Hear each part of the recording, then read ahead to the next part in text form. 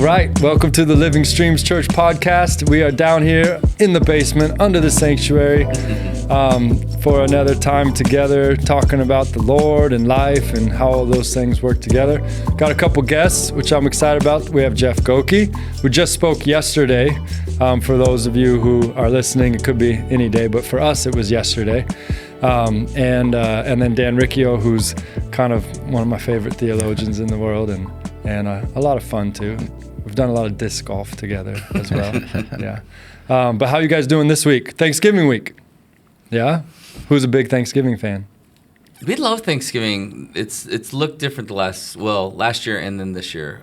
We're adding people to our family. So my son got married 2.5 years ago, so we did Thanksgiving with her family. They flew in from Michigan, the whole family. So we got to do that with them, which is cool. Very cool. And then this year, Cooper got engaged. So we're actually doing it with his fiance's family. So it's kind of the Gokis kind of buckled down all these years and just done it with our family. So it's kind of cool in this new season as we brought in new family. Yeah. So I'll be excited. Cool. And we get to take on other people's traditions and things like that and learn from them. So that'll be good. How about you, Dan? Yeah, for us, it's kind of second year of daughter off at college. So Thanksgiving is like, hey, she's coming home. Like we get to all be together. And so we're doing it, our immediate family and then some family friends and things like that. And my wife's family's up in northern Idaho, so won't see them. So it's kind of some families scattered in different directions. So every year it's the who's going to be able to get together, who's not. Yeah. So, and, just trying to create spaces to meet, even with some of the people we're not going to see. Like during the week, it's like, okay, we got a Tuesday night dinner with this family member and whatever. Make everybody happy. You got to like share the person around. Just want to make sure we connect with everyone. Yeah. Well, you guys have great attitudes about all of that. Sometimes, I was thinking at first, because both of you guys have your kids, or you have some kids that are out of the house now. I was nervous you were going to say, and we're just all by ourselves. We're so sad now, No way. Because my kids at some point are leaving. But you're saying, no, we're just embracing the new. Yes. Embracing the new and calling it additions. Mm-hmm. And some of those new traditions coming in, that's been fun, though. It's been super fun. Any weird tradition? No. Our family, we are who we are. Mm-hmm. And so, we were talking about like going over to our soon-to-be daughter-in-law's house and going like, as you take on other people's traditions, we're like, man, are they like the go around the table and everyone say one thing you're thankful for? Yeah. That wouldn't necessarily be the Goki style. While we affirm it, we think it's great for a lot of people. That's not necessarily our style. So we're like, so we were asking her like, what are your is family? The new? Yeah, she's like, I don't know. Sometimes it's this, sometimes it's this. So I guess we'll just see. But on the whole, it's kind of cool to see your family get bigger and learn from other families and what they do. So just don't mess with the turkey, man. Don't mess with the turkey. I remember one time my mom, she was just going through like a phase, It's like, it's funny you always say that about the kid, but my mom was going through a phase. She was like getting super into culinary stuff. And she went all out and made this like super fancy duck thing. It was straight out of a magazine. It was amazing. But she's got 3 boys, and then her husband was barely more than a boy. Yeah, and ducks are... It was not sizable, And I just remember, and this is really a sad story, because she invited us all in. Like we all came running downstairs because we're just like, we're gonna jam, and we all were so disappointed and so bothered, and we said a bunch of it because we're idiot boys, and she just ran out of the room crying. Oh, jeez. And we were like, great, we made mom mad, and we don't have good food. It was like, this is really bad. So it was not a great Thanksgiving, but she never after that never did duck went again. Away from duck turkey. Orange. Never did that again. Never took a chance. She never took one more chance in her entire life after that moment. No. But that's where the turkeys, it's a big deal, it's fun. What is your favorite thing on Thanksgiving dinner? Like food-wise? Yeah.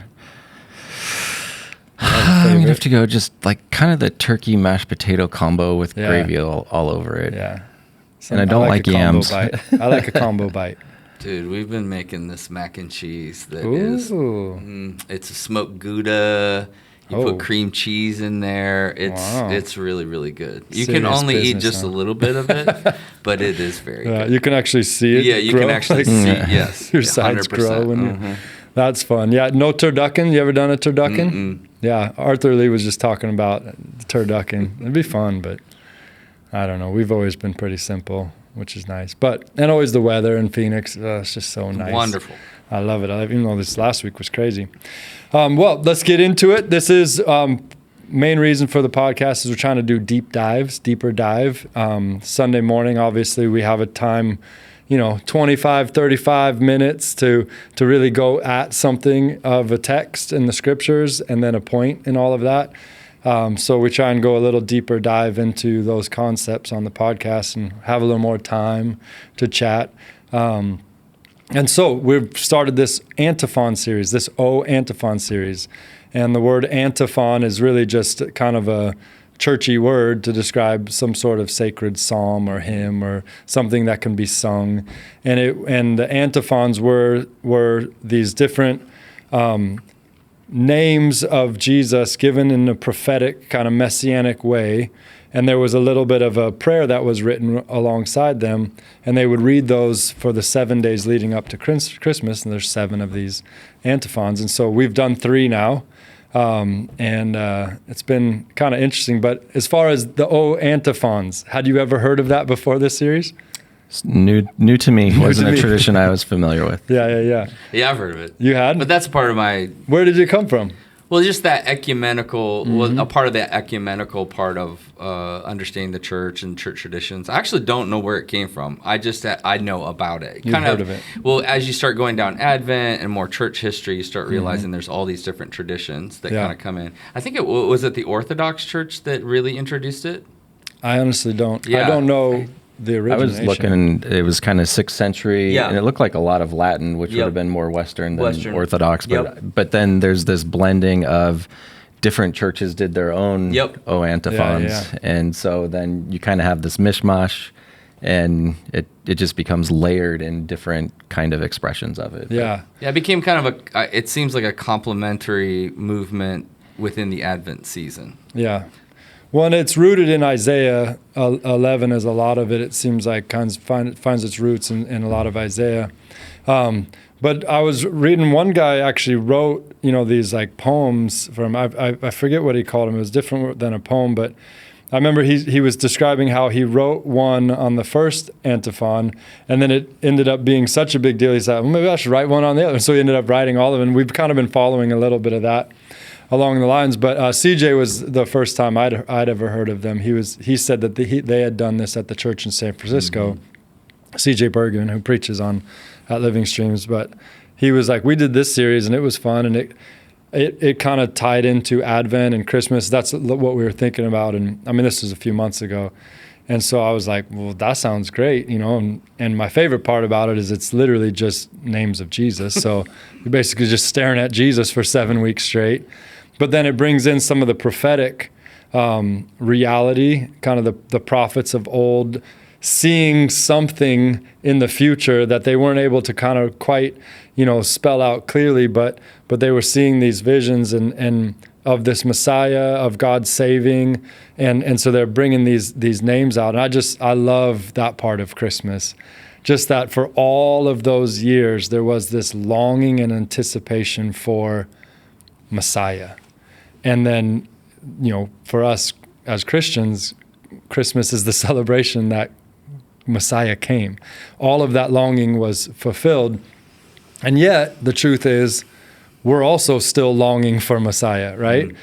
He fulfilled many of those messianic prophecies in his first coming, but there are a lot of messianic prophecies that are not fulfilled that will be coming in his second coming. And so we join with all those who were longing for Messiah before in the same longing for Messiah, although we also believe that Messiah did come and reveal God in a new way. So I don't know, it's just all of that stuff's super fun for me. But out of those O Antiphons, does any of them surprise you or jump out to you? I remember you had one that you were excited. Was it the Root of Jesse? Well, no, this is the one I didn't want. Oh, right, we changed it on you.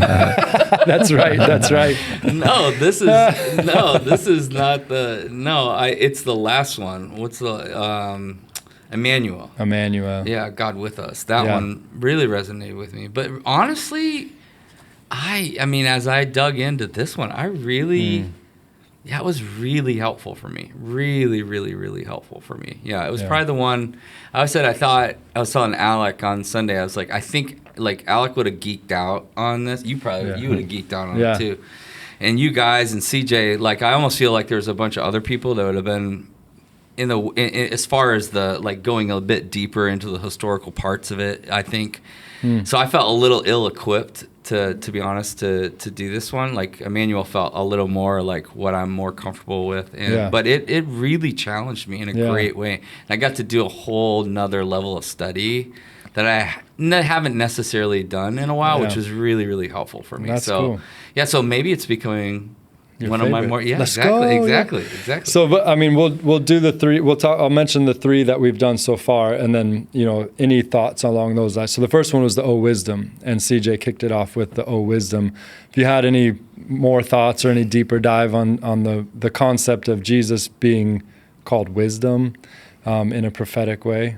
Messianic prophetic way. So full disclosure, I think I was traveling that Sunday and then CJ kicked things off, but it wasn't that great. Yeah. I'm just kidding. But just in terms of even, the Second Temple Judaism, the time of Jesus, that wisdom starts becoming sort of this shelf space for an understanding of, as you read like Psalm 8, where it's like, was there at the right hand, crafting the world, basically. Sorry, not Psalm 8, Proverbs 8. And, that it starts becoming this expectation of, all right, wisdom is more than just a concept, and starts going into wisdom being a person, and so seeing Jesus as that, just as an off the top of my head on in terms of wisdom is, name of Jesus kind of thing. And that 1 Corinthians 1:30, that Jesus He doesn't just have wisdom, he is wisdom. So that gets back to your point. Yeah.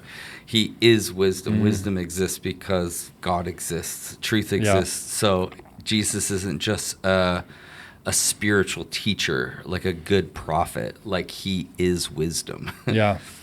Well, and it actually says that. I think it's in 1 Corinthians where it says Jesus is both the wisdom of God and the power of God. That's 130, yeah. And I chewed on that for a long time. We actually did one of our men's retreats. That was kind of the theme verse.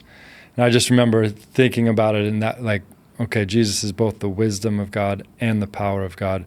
And what's so beautiful about that is we want the wisdom of God. God, help me know what to do. We want to know what is right, and the right way to do it and the right time. I always think about wisdom in that regard, where wisdom isn't just the right thing. It's the right thing at the right time in the right way.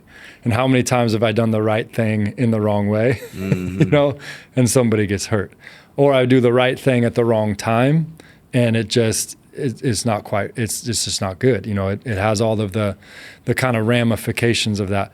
But when we can do something we can do the right thing in the right way at the right time, there's just something so beautiful about it. And that CJ was talking about, I don't know how to say this word, but the sommelier. A sommelier, yeah. Sommelier, it's like the connoisseur, like where you can taste everything. And he was saying that Jesus is the sommelier of the kingdom, of God's kingdom, where he knows he is everything. He not just knows all the different notes of the kingdom, like somebody who's tasting wine, but he is all the different best aspects of it. He's what makes the kingdom, valuable. And even that he was there in the beginning, which kind of speaks to the wisdom of age, of experience. And Jesus was there in the beginning, and somehow it was Jesus who was creating. We have the scriptures that, even though God spoke the world into existence, somehow it was Jesus who actually was the architect of some sort and the builder and all of that. And so, I thought that was an interesting concept, and looking at Jesus like that. And that ultimately, I think CJ's conclusion was, we have a lot of decisions to make in our life. We have a lot of challenges and messes in our world. And Jesus is the answer, right? He is the answer. He is the wisdom of God. And so that was a little bit of a deep dive there. And then I did the Lord of Might the next week, O Lord of Might. And that took me places I wasn't quite ready to go. I didn't know we were getting into how intense, that message was when I was just thinking about antiphons and Christmas and all of that. But really the idea of Jesus as the Lord of Might, as the warrior, as the one in Revelation 19 who, the sword comes out of his mouth and he devours the nations, and just started going into all of that type of stuff, going, whoa, this Jesus is no joke. And really a lot of those prophecies were not fulfilled in the coming, the incarnation at Christmas time, but those things are being reserved for the second coming of Christ that we're longing for. But yeah, any thoughts along that, the Lord of Might? No, no, I'm just kidding. No, I do think, just even in terms of things that we haven't seen yet, there's sort of this, we sing that song, all the promises are yes and amen. Yeah. And it's not saying all the promises are fulfilled, right, but they're affirmed. Yeah. And so what ultimately we were promised is kind of like, it's still in the future. We're not at the place yet where no one says to his neighbor, know the Lord, because everyone knows him, the least to the greatest, his knowledge of the Lord, covers the earth as the waters cover the sea. All that stuff is like, we know we're not there yet. And even in the Isaiah 11 passage, there's, the lion, the lamb, and the child leading them. It's like, no, we're not there yet. And so it's like, there's, Jesus showing up affirms these promises were true. And it's like this big down payment on what's coming. It is true. It is coming. But it also opens the door for Old Testament to be Christian scripture, because it's the wrestling with this is not the way it should be. We're not there yet, but we have these promises, and we have this really big affirmation of all of those promises. And Jesus will set everything right one day, and that is coming, and he will do it with his might and just all of those things. So, yeah, he's not going to do it with gentleness the next time. He's going to come with, basically I think fury. The fury of the wrath, the winepress of the wrath of his fury, or however that verse goes. I can't think of it. But fury, winepress, and wrath are all pushed together in a really cool sounding thing. But yeah, how all of that is still to come, and we are going to see Jesus in a different way. And interestingly enough, the idea that the Jewish community has been longing for Messiah, and they are looking for a Messiah who will come in power and throw off. And the idea that when Jesus comes back, they're going to be like, hey, finally you're here. And then there's that one little prophecy. I remember, I forget if it's Haggai or something like that, but it's saying, where did you get these wounds? And he says, I got them in the house of my friends. And that whole idea where it's like this moment where there's going to be this realization where even though Jesus, is coming as this mighty warrior, he will have the scars of the first coming. He will have those things, and hopefully at that point all Israel will be saved, right? Like Romans says, all those who are believing in Messiah, that's the way Old Testament did, the way we do, they will be saved in that point, realizing that Jesus is who he is. But yeah, such a fascinating juxtaposition, even when we think about Christmas. But I was really struck with just the idea that it wasn't that the wrath of God was not there in the first time. There was the fury of the winepress of his wrath. I don't know. I still not quite saying it right. But it was Jesus was the only one that absorbed that. But the promise of Scripture does seem like those who reject Jesus, they will absorb it in the end. And that's where the idea of hell and all of those things, which are not fun to talk about, but Jesus talked a lot about them. So I think we probably do need to talk about them from time to time. I also think that Jesus is reframing might, and that might lays down its life.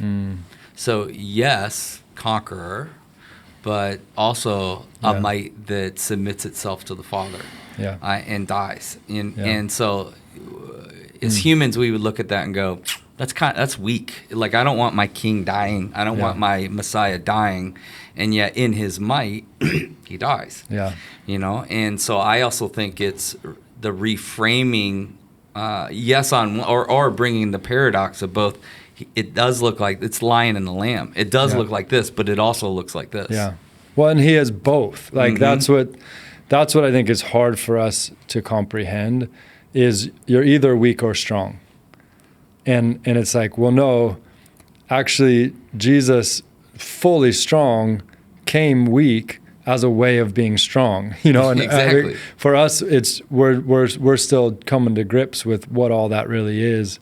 Well, that's where you brought out that scene where I'm Jesus, and they all fall over. Yeah. And then he's like, "Okay, you can take me away." Yeah, it's like, what? Yeah, the full reality of his might was there. It was withheld. Here, you can take me. Like, but even in that moment, both of those are being played out. When Jesus was standing before the soldiers coming to arrest him, they said, "Who are you?" He said, "We're looking for Jesus." He said, "I am he. I am." And they just all fall down and dust themselves off. Yeah. He's like, "Okay." The silliness of all of that.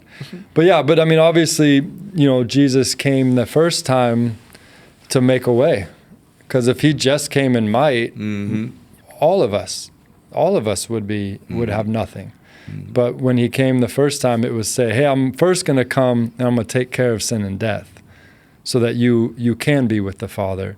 And then when he comes again, he'll make all things new, which I don't know, can't even imagine. It is interesting, though, kind of along Jeff's point, one of the main themes of Revelation is faithful witness. It like gets repeated all the time. And Jesus is actually the faithful witness to start with in the beginning of Revelation. Yeah. And then as you see, bowls, trumpets, peals, whatever, and all these plagues and things that get unleashed on, the earth, on creation, on humanity, no repentance. Yeah. But then you get two faithful witnesses in Revelation 11, and then you get mass repentance. And it's kind of like going, what we need are faithful witnesses. And those witnesses were the ones who did not love their lives and were faithful unto death. So following the main witness, Jesus, the Lamb who was slain, who is also the Lion of Judah, it's kind of like if it's basically going into the most powerful thing the enemy has, which is death, and going, I've got you. Yeah. You can't win. That's cool. So. Yeah. How often do you guys think about the end? The kind of prophetic realities of the end, Jesus' second coming, Jesus' return. I feel like I grew up with the end was like this. It was almost like be afraid, and then you was like, and you better get some stuff done, and you better get right, and and so I think I grew up like evangelism wasn't about this love for Christ that overflowed into people. It was he's coming back, and if you're disobedient, then people die and go to hell. So I think I grew up with just that level of pressure, and I think the reframe for me as I've gotten older is, and especially even now, as everyone's going like, is he coming back? Is he coming back? And I've probably become more interior, which a part of it is a waking up every day going, he's coming back today. And how does that impact, and I mean that sincerely, so I'm not worried about the day or the time. I'm really not. I just want to be faithful today. I want to be who he's asked me to be today. So in some ways, it's simplified things for me. Yeah. I don't know if I'm like looking for the signs of the times, and there's other people who do that, and I'm grateful for those people. And sometimes that feels so exterior, which is fine. I'm probably more interior and going, if that's if every day is reality of him returning, how does that change the way that I'm to live for him and loving him and loving other people? And so I don't know, maybe my whole life was all about what was going to happen out there. Yeah. And I think the older I've gotten, it's become about what's happening inside me. So I think about it in that context. Right. Probably not maybe the other way. Yeah. No, you did. I think there's some similarities, like growing up, not necessarily like you better repent and whatever because Jesus is going to return and you don't want to be in the wrong state when he does. It was more trying to figure out like, okay, what maps onto what, and can we predict, maybe not the day, the hour, but what about the week, and everything, trying to figure that out. And honestly, through having some extended family, go to some extremes in some of that, and plan for some things, and kind of have to ultimately make a decision saying, I'm not there with you. I'm not going that route in terms of, preparing, living in that sort of sense. And kind of a reframe, like even like the quote from Martin Luther, if Jesus was coming back tomorrow, I'd still plant a tree today. And kind of going about like, I'm confident Jesus is returning, and I live in a confidence of that. So it's maybe not necessarily even like I think that every day, but it's just a posture of, I know he's coming back. And so, in terms of how I go towards life and things like that, it's in light of that. So I never heard that quote before. That's I actually heard it from Barry Asmus. Oh yeah, that's a great quote. Yeah. And I grew, like in 1988, I've told the story, but 1988, 88 reason why Jesus is returning, 88. Our church bought into that. We showed up on Sunday, on the 31st, and people sold stuff. People put down their dogs. Like, they bought in. Ooh. And it was like 5, 4, 3, 2, 1, and then he didn't return. Pastor goes, okay, I guess I'll see you next Sunday. Yeah. So I think I grew up with it, all the focus was there, and it was, and we were going door to door, and now he's coming, and so there was this zeal that I think but it was all about this, and then when that didn't happen, so I think I just got exhausted by that pursuit and thought, what does this mean to me today? How does this change the way I live today? So I love that Luther quote. I'd never heard that before. The kind of a reframe too, just, actually discussing it with Luke Parker one time, and he's going, every generation thinks they've got mapped 100%. Out who is what and whatever and stuff like that. And there's a reason for that, because Revelation is giving you a lens to look at the world through, and it can be, okay, one way to do it is this is linear history told in advance. And it's like, that way tends to break. You get the 88 reasons why Jesus, like, wait, it wasn't came up this. with 89. Yeah. And, but the appropriateness of it though, is this describes the world around us. Like the four horsemen, like just asking the question, is it safe to go outside? I took peace, and this is the horseman that took peace and whatever. Can you walk outside down by the docks at night? Whatever. Sickness, the writer with, basically great inflation that it's like, is your money, like, it's basically trying to get you to peel your fingers off of everything that makes you feel secure. And the end of that is in who can stand. Right. But then you return to the throne room again, where worship is still going on, and you go, okay, perspective is reset. And so it's appropriate for every generation to look out and see, hey, these things kind of embody the picture that's been given in Revelation. And I can't put my hope in things that are uncertain. But when I return to worship, I get perspective again. Yeah, that's good. Well, I think you guys are describing the pressure. Like, it can become so intense, the pressure of to have it all figured out, or to like be ready, and all of these things. And when I think of Revelation, Revelation was written in a time for a people that were going through horrific realities with the persecution and all of those things. And basically the message of the book of Revelation is, hey, don't be afraid. Be faithful. Don't be afraid. Persevere. Right? Faithful endurance and perseverance. But the whole thing is, don't be afraid, because look at how it all ends. There's always, God in the throne room is always, on track and on point. And in the end, it's new heaven, new earth, no sorrow, no tear, river and fruit and healing of nations. And so it's like, don't be afraid.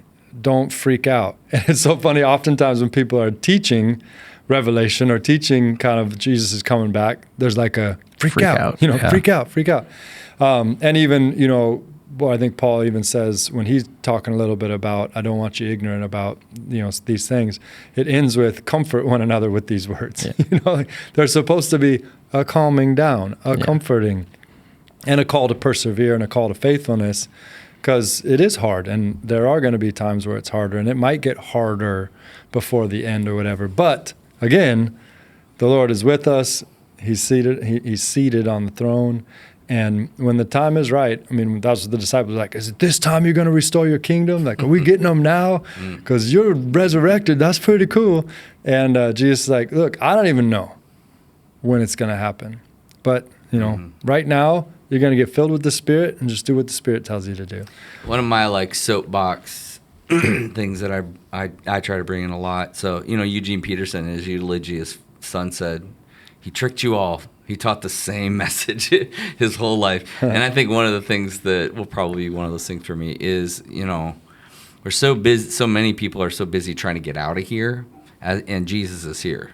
Mm-hmm. So yes, it's not fully complete, but he said, this is how you pray. Mm-hmm. Your kingdom come, your will be done on earth as it is in heaven. So I'm here on earth. I get to enjoy a relationship with God the Father through the Son and through the help of the Spirit. Like, I have that now. And Jesus said, I'm going to do greater things than even he did as a result of the Spirit. And yet I'm like, yeah, but I need that. Yeah. And yes, that's a longing for that, but I'm not enjoying what he's given to me now. This is the provision I have today.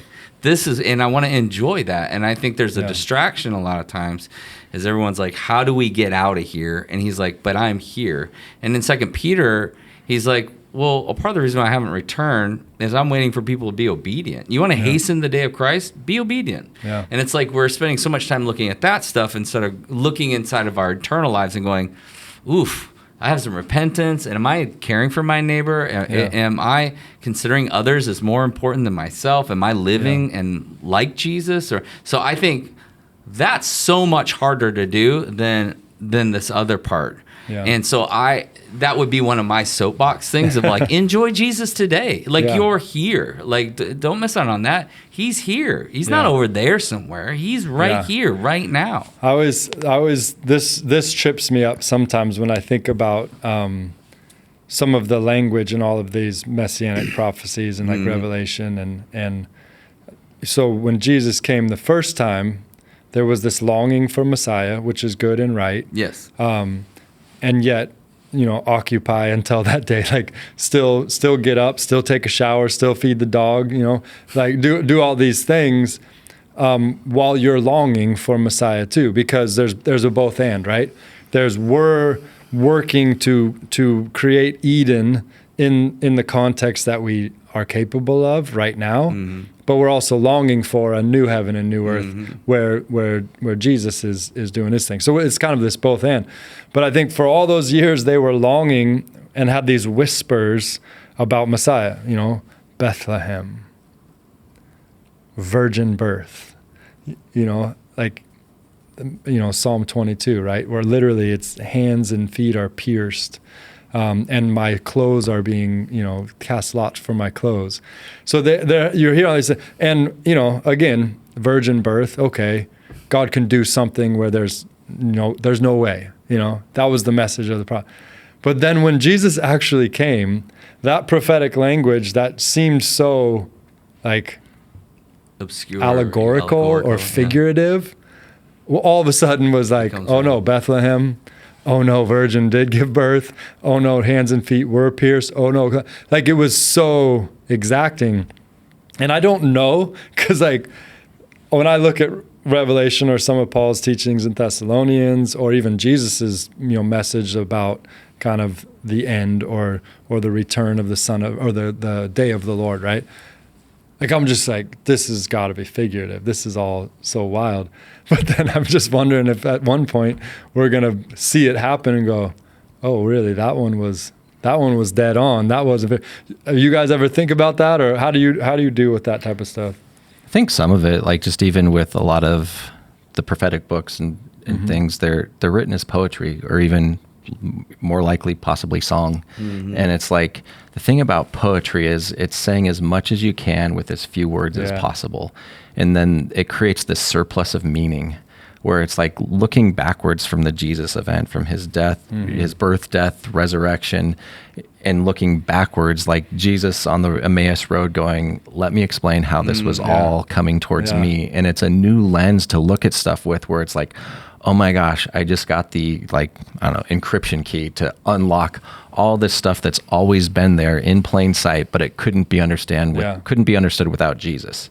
And just even, with the law, the end of the law is Jesus. And it's like, well, it's the telos of what it was all pointing to. It's like, not the get rid of, it was all orienting you towards this. And so in terms of like figuring it all out, it's like, I think it's poetry, and I think it's richer, and it has the ability to contain more and have it show up and have, even like the day of the Lord, it's like, well, what's the day of the Lord? Well, it has multiple significances. And so to try and lock it up or turn it into like, this is what it means, and I've unmapped it and whatever, it's like, no, it's a beautiful song, and it continues. Yeah. What does that poem mean? Like, it's fun to hear the people who argue for their eschatology is totally in line, and to hear them spell it all out and throw the verses in there, it's like, oh, that's fascinating. Well, that's how I grew up. That's a very dispensational way. This person does the same thing in a different way. Yeah. And then this person has the same thing in a different way. And I think in some ways I'm impressed whenever someone can come and have a coherent eschatology, that seems to make sense. I'm like, man, you had to do a lot of mental work to nail that down, but yeah, that's fine. Good on you, whatever. But the only problem is this guy has a different one and this guy has a different one. But that's why I think we need mystery. And I think it's inviting us into mystery. Mystery makes us feel really uncomfortable. Because we love logic. We love linear lines. Yeah. And I think when we're brought into mystery, which so much of what Jesus was completely okay with mystery and paradox. Yeah. And I think that is what we're being invited into, is to mystery. And we're trying to explain away mystery, and I think it's not, don't explain it and get caught up into it. Yeah. Try. Like Daniel says, seal it up until the end. Yeah, I'm like, go ahead and try, but don't get lost in trying. Don't forget there's something greater in this intimacy with the Lord right now in the midst of trying to figure out mystery. But that's Paul going like, who can understand the mind of God? Who can comprehend it? It's just, he's unpacking all the theology in which we now are living into, and he's going, he's God, I'm not. I'm doing the best I can. We're all doing the best we can to discern the Word of God through the Spirit of God. But at the end of the day, it's a mysterious thing. But he remains the same today, yesterday, and tomorrow. So we find our confidence there. That's where the footing sits. And that's where I think Jesus brings it back. It's like, these just houses, here's where they were built. Yeah. Where are you building your house? Well, and that's and so the end result is the longing. Yeah. Like, not the solving, not the owning, but the longing for the full revelation. Because we did get a full revelation of who God is in Christ when he was here, but it was very specific, and yet there's more to see. And it's just like, we're longing for that. Like where Paul says that at that point we'll see face to face, and then we will know even as we are known. Ooh, that's going to be some goodness on that day. I think a picture of that, like anticipation of what God is going to do, but I can't spell it out. I always think of like Daniel chapter 3, where it's like Shadrach, Meshach, and Abednego are, being called on the carpet and bow down and worship now, or we're going to throw you in the furnace. And their response is, just know this, we're not going to bow down and worship. God can save us. He will save us. And if he doesn't save us, it's like, wait, how do those all work together? He will, and if he doesn't. And it's kind of ultimately the between the lines is, if God has to raise the dead to keep his promises, he's going to do it. And it kind of paints this picture of growing anticipation inside of a people that are still even learning to write about like messianic death and resurrection.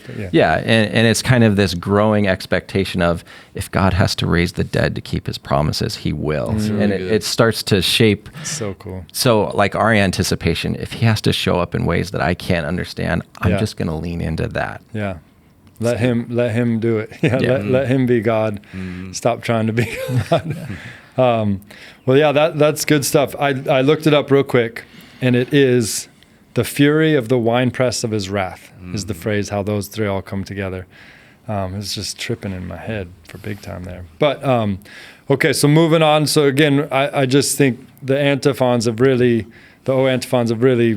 kind of caused me to deepen into like the whole idea of Messiah and even the prophetic nature and kind of the dualistic prophetic, because the first coming, second coming, but somehow it's the same Lord, and in the end it's all just like one coming, it's all one revelation. But seems like in our time space continuum, it's like, well, we see it here and we don't see it here.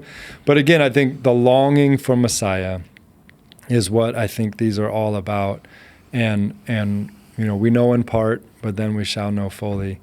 And but going forward, we had your teaching yesterday, so we'll focus a little bit on that, Jeff. And give us just a quick recap in case some people are listening to this, further on or didn't hear the message.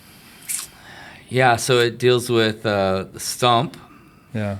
With the root of Jesse. Root of Jesse. Yeah, that's what. Yeah, that's and then the shoot, the Messiah, comes out of that stump, and then the root, which is the pre-existence of God. So he created Jesse, and then out of the line of Jesse, the Messiah comes. Cool. And then I really think that whole thing, that the rest of 11 is about this prophetic vision of what it is when the kingdom is done. It's a restoration of what was broken and fractured, and that's where he comes in verse 10 with, no, it's not just the shoot, it's the root. And really the banner, that, that Jehovah Nissi, that was important for me. And then it's not just for the Jews, it's that he's reconciling everyone will want to worship him. It's not just about you guys who are in your own struggles and out of your own stump. It's actually, this is a gift for the whole world. So really that's what it was. But I concentrated, honestly, the vast majority of my time trying to get us to the place of feeling the stump part. Because I think, and I want to continue to talk and celebrate Jesus, but I just go like, I think sometimes that isn't as impactful to us because we can't really deal with the depraved. Until we're dealing with the stump. Until we're dealing, It's like I want to give you the bad news so you can see how glorious the good news, how good the hope is. Yeah, I just kept thinking about people in the room and just, sad to say how easy it is to identify as a stump. The things in our lives that just never really panned out or never really took off like they were wanting to. And it's easy to just feel like, my financial life is very stumpy. My unable to have kids, stumpy. Wanting to get married and not married, stump. My career, stump. My, just on and on and on, just that stump is such an easy thing to identify as. Sad to say, the human condition. It's like we can all talk about being those moments or whatever. Then when it just feels like there's just no more growth. Yeah. And I think that is a good place for us to get to. And Israel in many different times has been in a spot where, like, you just didn't think, even not being a nation anymore for all those years, until 1948, where they became a nation on the map again. Even that was just like some new growth out of a stump. But I think something that was coming to mind during your sermon, I don't know if you've ever read Prophetic Imagination by Walter Brueggemann. No, but I love Brueggemann. Yeah, so he just talks about, like, the prophet doesn't come to get rid of your problems. That's right. He shows them to you, but he shows you resource in the midst of the problem. And and he even talks a lot about weeping and how weeping is a way of saying, this is not the way it's supposed to be. Yeah. And so weeping is a good and it's like powerful full thing. Of faith almost. Because if you get to a place where you're numb and you can't weep, now you're colluding with the forces of darkness and saying, I give up. I'm just going to leave it this way. Wow. And so the prophetic voice actually allows you to weep and to look at it and go, this is broken. This is not the way it's meant to be. But then it's powerful to do so. And even like Jeremiah, the weeping prophet, he's sent to break the numbness because they've colluded with the nations and the powers around them that have just gone, we don't even weep anymore because we're just okay with the status quo. And the prophetic imagination. And it's funny because the way he writes about it, it's not just like prophets, but it's how you live your life. Like, as a parent, it's kind of easy to see your kid go into a hard time, but then our role is to, like, go there with them. And like, yeah, that is sad. Not here's a cookie, forget about it. But yeah, that was sad. Tell me about it. Yeah. And then but not get stuck there and like, what's on the other end of this? And just as you would with a child, it's kind of like doing that in life and allowing ourselves to do that even. And I know going through hard family stuff, and it'd be like, I just feel crushed by this. And my wife going, when I pray, I see you as warrior. And just, I mean, even looking back, it's like, that was powerful. And I couldn't see that for myself, but someone could look into me and say, I see something you don't. Something growing, And so that leads us into places of freedom if we can go, hey, it's stumpy around here. So well, that's even like, I go back to this place often with Jesus. Is he's sitting after Hosanna, Hosanna, Palm Sunday, he's sitting on top of Jerusalem. He's weeping. Why? You know, they killed the prophets. You're like sheep, you know, sheep without a shepherd, and yet knowing he's rescuing the world. And so living in that, it's such a beautiful picture of like, go on top of that hill. It's okay. Like he's dealing with the stump reality that we did not, you know, Isaiah 53. We did not notice him. He wasn't who we wanted. He wasn't who we wanted. It's who we needed. And he knew that we needed him, but that we didn't want him in the way that he came to us. And so we killed him, you know? And I think having to deal with that on a personal level, I think is really, really important. And starting to internalize. We cut him down. Yeah, exactly. And but I think it's a part, I would say it's a part of the human condition right now where we're afraid to do that.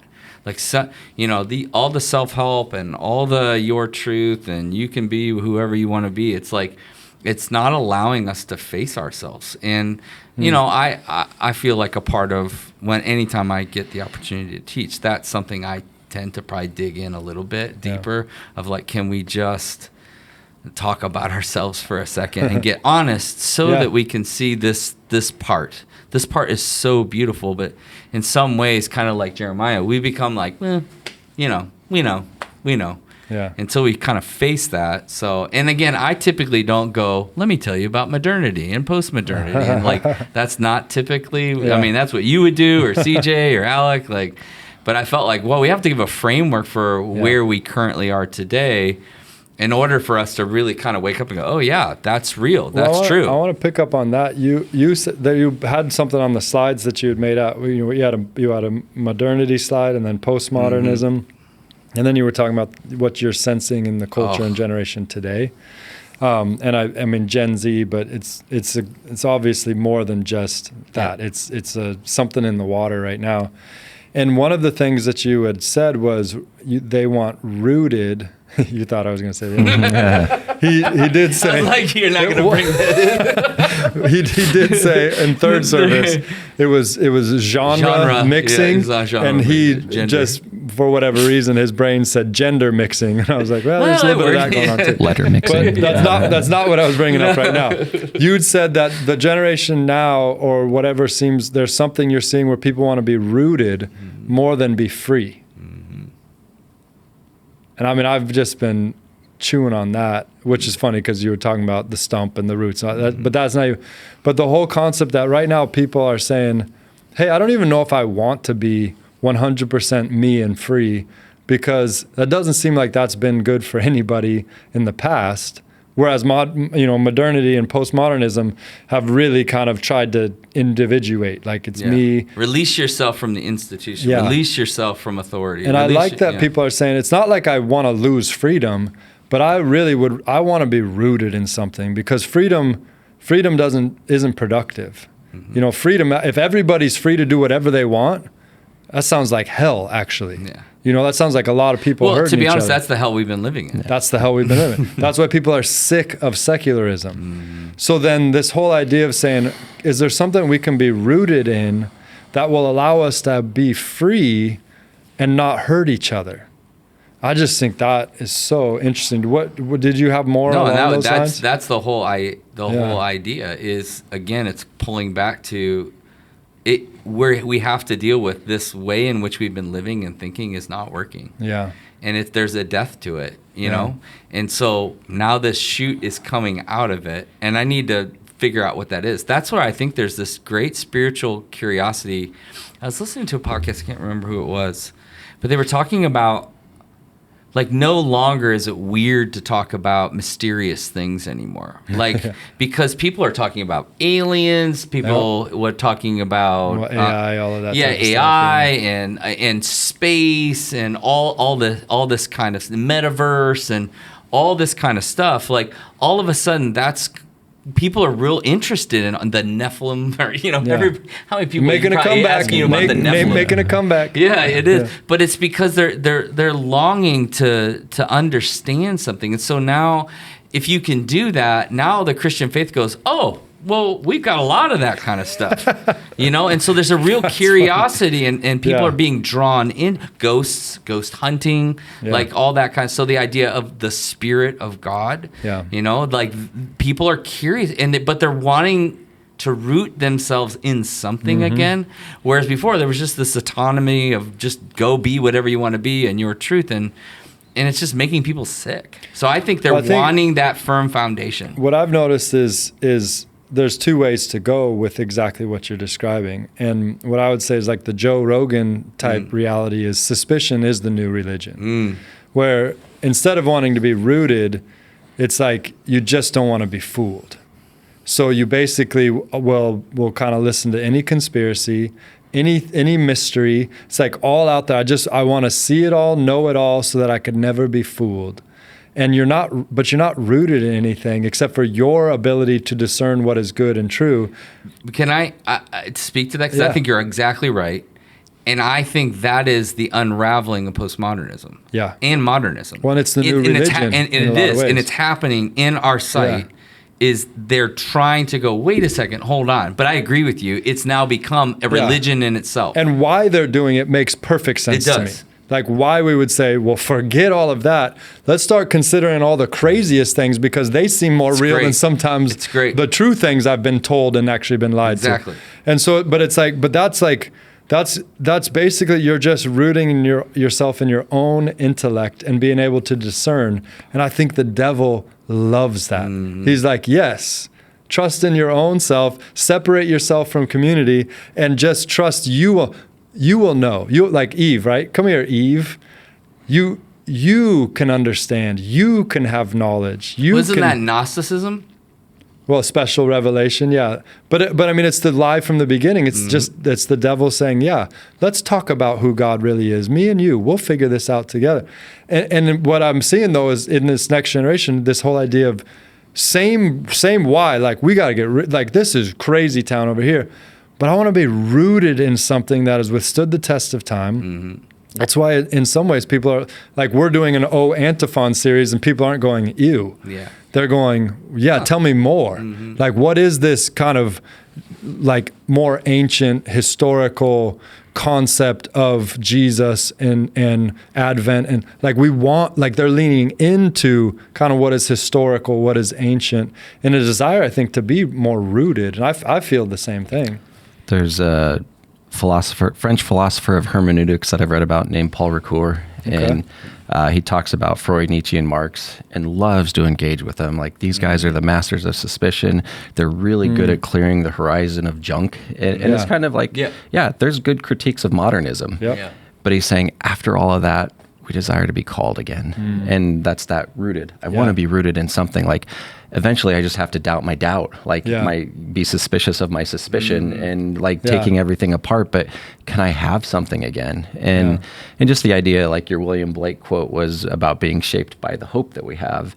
It even kind of reminded me of like Psalm 115, Psalm 135 talks about we become like the God we worship. And it's like our hope is in the God in who we worship. And like that ultimately hope shapes us to be like him. But if we exalt other things, then we become slaves to those gods and our humanity deconstructs. And there's this paradox in creation where it's like, male and female, he created them and crowned them, basically it's describing, dominion over the world, and it's like, oh, this is like king and queen language.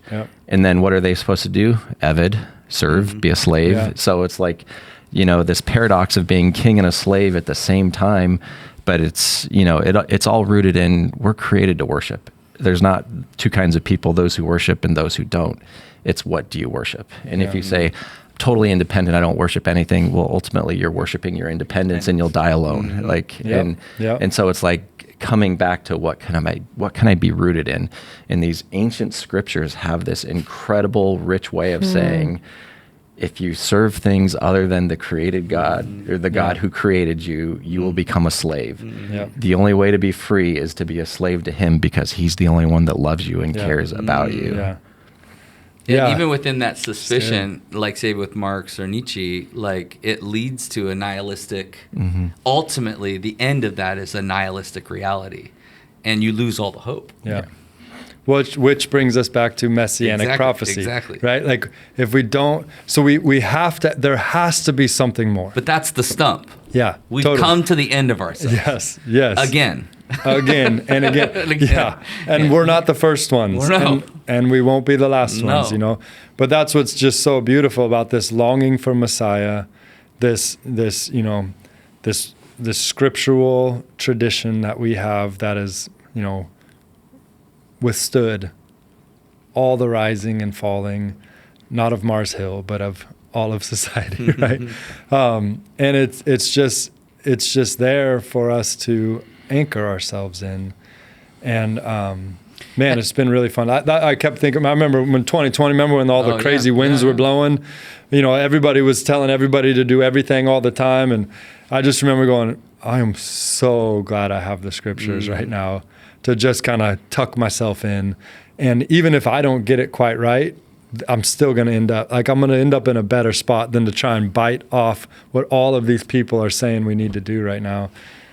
I had such a good anchor. I had someone, so I have two stories. I had somebody who came up to me and said, hey, I'm interested. He was bringing up the idea that a lot of current Protestantism feels very postmodern. And a longing for more of the like Orthodox or Catholic way of thinking. And we had this fantastic conversation about it. But I think he's probably a Gen Z or millennial, somewhere in there. But great conversation. I was just like honored that he even came up and had the conversation. But what I felt from him is I just want to be rooted in something deeper. And it just feels like, well, you pick this, you pick this. Like he's been used to that version of Christianity. But what I heard in his deep longing and the research and the study and but he wants to root himself in something deeper. And I thought, so getting back to the point that we're all trying to bring about, I was so encouraged. I'm like, you're searching, you're digging in, and you're not doing it absent of Jesus. You're trying to I want to root my life in something. I don't want it to be about this autonomous freedom life anymore. I want to root myself and submit myself somewhere. So I did appreciate that. The other one was a couple that had come to faith. So they had stood up and I had saw them and I went and talked to them afterwards, and they said, it's just so weird. The only reason we showed up at church is our daughter, who was like 6 or 7, was like, hey, I want to go to church, or shoot something to that effect. Like, I want to go to church. And they were like, well, I guess we got to do that. Like a young kid. Wow. And so they started coming to church, and they said, we didn't grow up in the church. We don't know nothing about it. We showed up, and they showed up during the marriage series. Wow. And they were in a tough spot, and, and so they just kept coming, and then gave them, like we were talking about, an opportunity to respond to the gospel. And they said, it was almost as if they were saying, like, oh, we've been waiting for this. Yeah. Their hearts were just in a place. So cool. But the part for me that was like, it's a child. This is a mysterious child, and the providence of God and the timing and a marriage series. It's like all those things. It's so mysterious. Yeah. And yet it wasn't, honestly, I didn't sense from them the super huge emotional thing. It was more like, oh no, we kind of saw this coming. It was like, it felt like this is what we were being led towards. That's cool. And I just thought, how good is God? And that he just uses a child. Yeah. Well, a child shall lead them. Exactly. In Isaiah 11, Exactly. So that's cool. I found that so beautiful. So those two stories, I think, are like, man, there's something happening right now where all what looks like this, and you do like this, and you say these words, and you do this thing, and you know, I think there's this mysterious work the Spirit of God's doing. That's what I think. So then we have to be careful as church leaders. People are coming to trust us to help them know what to root in. Don't get rooted in living streams. Don't get rooted in Dan, David, Jeff. Like, don't get rooted in some new man-made religious experience. Like, those are just as bad and sometimes even worse than, you know, what the other man-made stuff that is out there. I'm so glad you're saying this. But root yourself, and this. I mean, I'm going to try and explain. I'm going to try and back into Christian language. Like, root yourself in a longing for the Messiah. That's the tradition that has withstood the test of time. Longing for the Messiah. Now, take a step back. Another way that we describe that is faith. By faith, you know, we do this and we do that. It's this faith. It's hope. It's those type of things. So this longing for Messiah that we have, longing that God, who we don't quite fully comprehend, but he's out there, and we believe that he actually wants things to be made right and whole. So I'm believing that he has a plan. Remember Abraham when he's going up to make sacrifice? He's like, hey, his son Isaac's like, hey, where's the sacrifice? He said, God will provide himself a lamb. Like, I believe God is going to make all things right in time. That's our faith. And then what we believe is that Messiah now has a name. Because God did come and make things right in a way that shocked us all. He snuck it past everyone to some extent, except for like Anna and Simeon, right? They got it, and some disciples and things.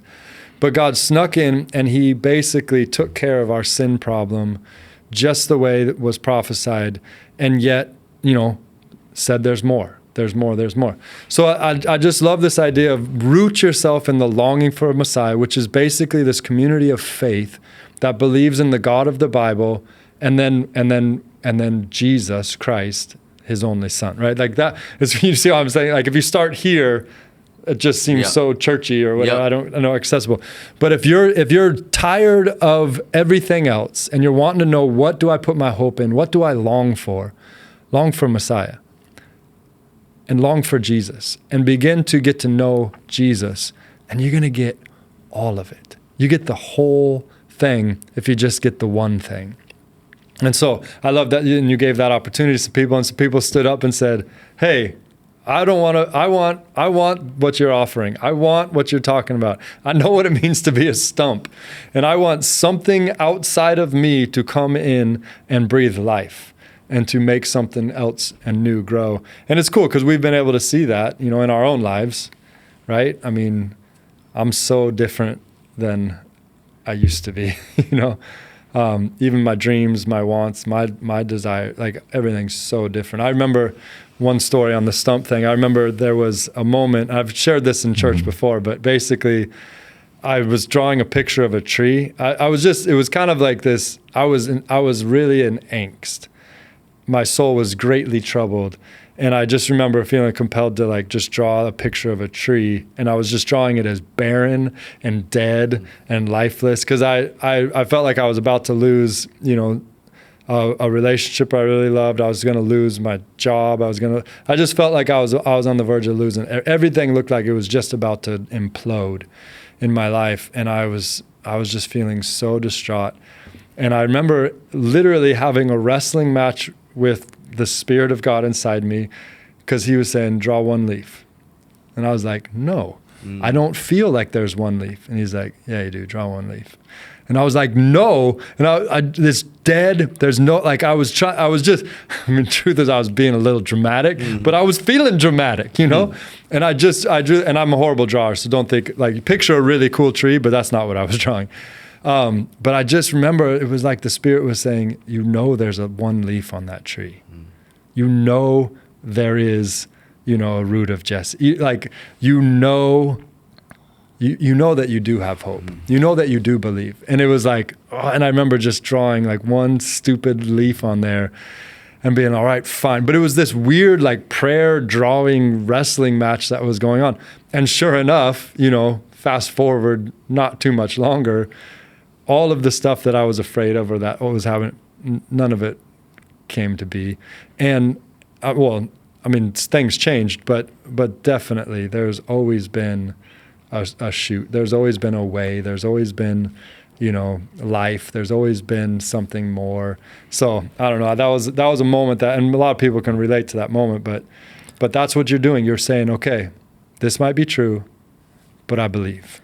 I think one of the things with just doing it as a stump story and just listening to you during the sermon, poking a little bit at family of origin stuff and things like that. And to have it be a tree, it's like a tree and a stump, or like just in the arbol world, like the tree world, the Bible loves the tree world. And it's the whole story of the Bible is a tree story. Yeah. Starting with 3 trees or whatever. Yeah. Well, and it starts with, here's trees that produce fruit. And then in parallel to that is humans that produce fruit. But then you have, you quoted a little bit of Psalm 1, like a tree planted by streams of water, or there's Psalm 52, I'm like a tree, like a green olive tree in the house of the Lord.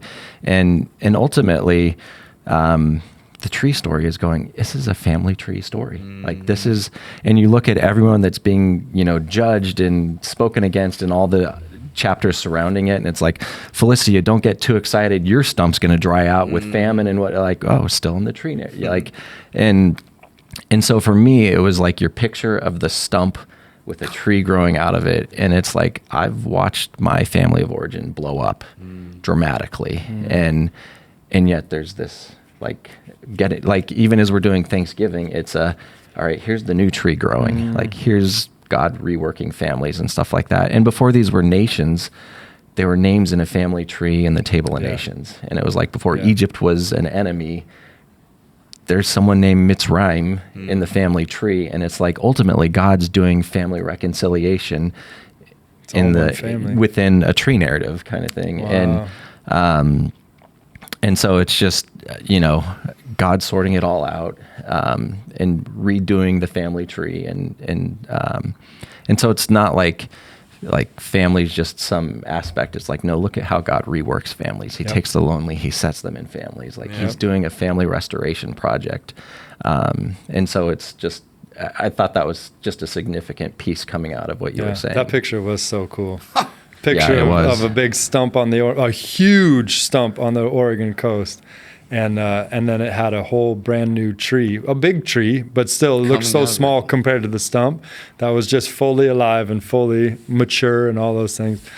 It was pretty cool. So if you're out there feeling any part of your life has become stumpy, just know that God loves stump situations. He loves to bring new life out of stumpy situations, and hang on and talk to him about it and wrestle and draw a picture of your soul, and then let the Lord tell you what else to add to that picture as he sees it. He has much better perspective than we do, and he knows what is real. But keep longing for Messiah. Keep longing for Messiah. As I was thinking, you were talking about doubting your doubts. And obviously, John Foreman's Switchfoot lyric came into mind, but it says, "Really? Yeah, that's crazy." It says, "Go where you are, anchor your roots underneath, doubt your doubts, and believe your beliefs." And sometimes that's a good thing to tell your soul. We're just going to anchor in. We're gonna root ourselves in the Scriptures. We're going to root ourselves in community, and we're going to doubt the doubts. We're just going to say, okay, that might be the devil telling me that. And we're going to believe our beliefs and say, okay, Lord, I know you've said this before, and I'm just going to hold on to that some more and just keep walking. And as always, if you need help in some way, you can always reach out to Living Streams, and we'd love to help. But yeah, come to church and hear about the O Antiphons or whatever you might need to do. But thanks so much for being here, you guys. Thanks for the time, and excited about going further into these O Antiphons and whatever the Lord has next for us. And to you listening, God bless you. Have a very happy Thanksgiving if you're listening before Thanksgiving. And if it's after, I hope you had a wonderful Thanksgiving. We'll see you soon. See you soon.